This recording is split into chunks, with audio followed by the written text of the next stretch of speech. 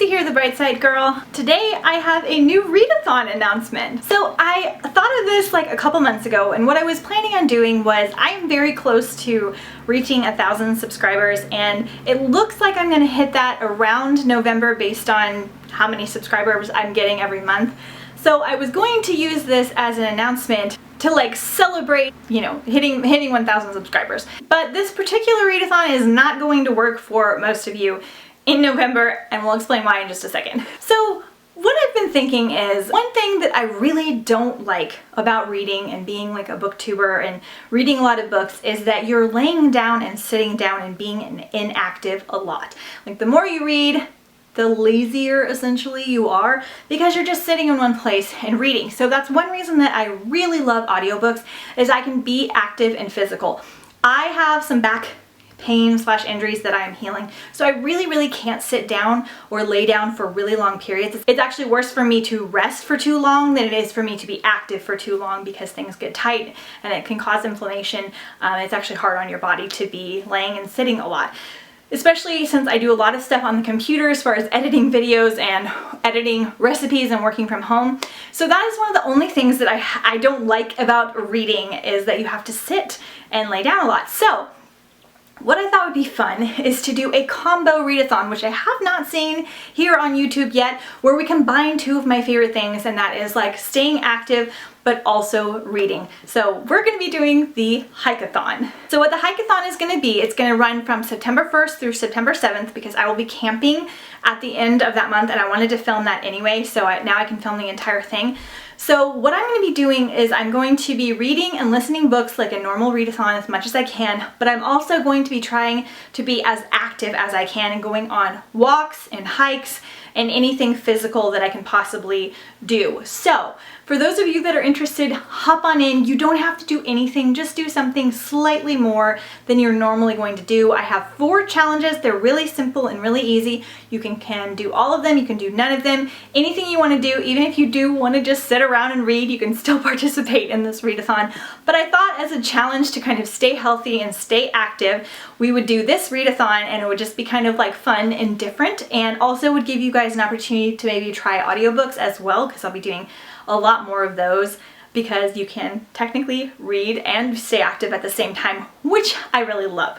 So if you guys really like this readathon, I will do it again in the spring when we're kind of more geared to, like, you know, freshen up after the winter. And obviously this is not going to be good for November, which is why I didn't do it in November, because while it's sunny and fine here, it could be snowing where you are. So hopefully most people can participate in September and still kind of get outside and get in nature. So challenge number 1 is to read a book outside, and I do not care if you finish the book outside, if you read the same book outside, if you go outside for 10 minutes, but read like at a park, on the lawn, at the beach, whatever you want, at least for a little bit outside. Get some fresh air on you, walk to where you're gonna go and enjoy a book outside. You don't have to finish it there. Like I said, you don't have to read the entirety, but just take some time and read outside. It's really good for you. Challenge number 2, listen to a book while hiking, walking, working out, whatever you want to do. I'll be hiking mostly, which is basically just, you know, there's some trails around here. Try an audiobook. For those of you that have a hard time staying focused on audiobooks,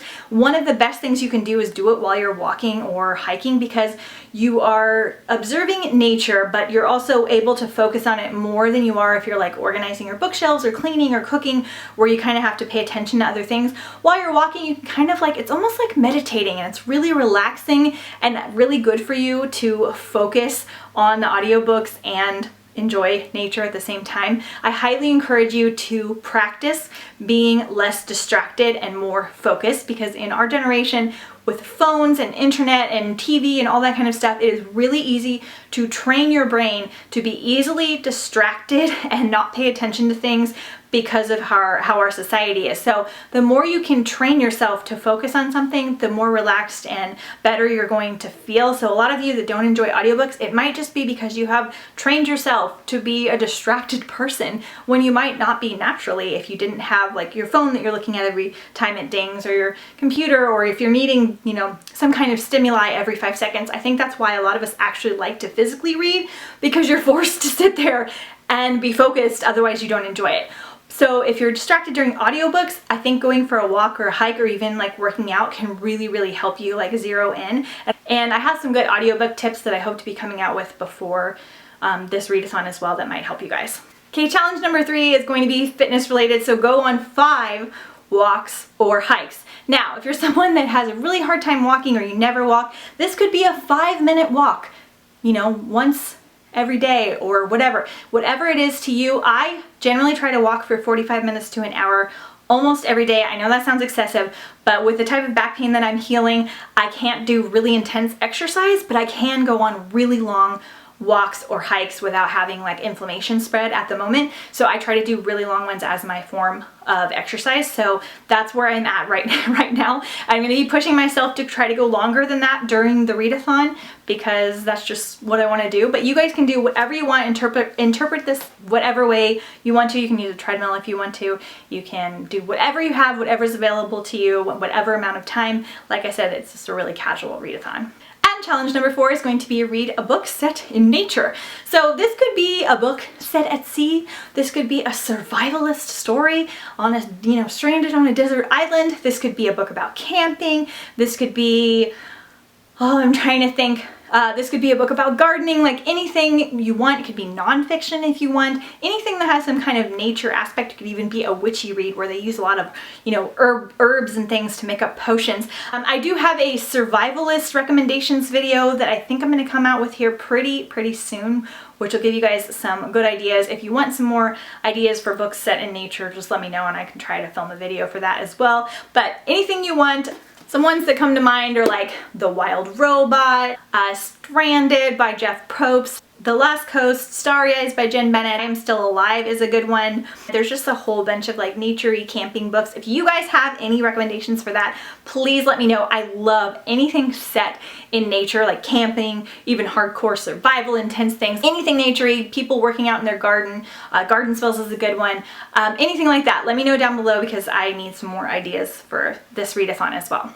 So those are all of the challenges. Like I said, I will be camping the weekend of the readathon in Big Bear, so I'll be vlogging that entire week and doing as many hikes and walks as I can. Like you can even challenge yourself to like read a little bit and then go on a walk, you know, like just to kind of keep your energy flowing and see how you feel and see if it makes you feel better, if it wears you out a lot because you're not used to it. Let me know if you guys like this idea. I'm really excited about it because it's combining 2 things I really love, reading and also like staying healthy and staying active. And I've just been feeling so much better this year than I did last year. I've changed a lot of things about my lifestyle and habits, so I'm just really geared up for this. So if you guys like it, like I said, we'll do it again in the spring. So let me know if you want to participate, if you're gonna vlog, if you're gonna do anything like that. It's gonna be very casual.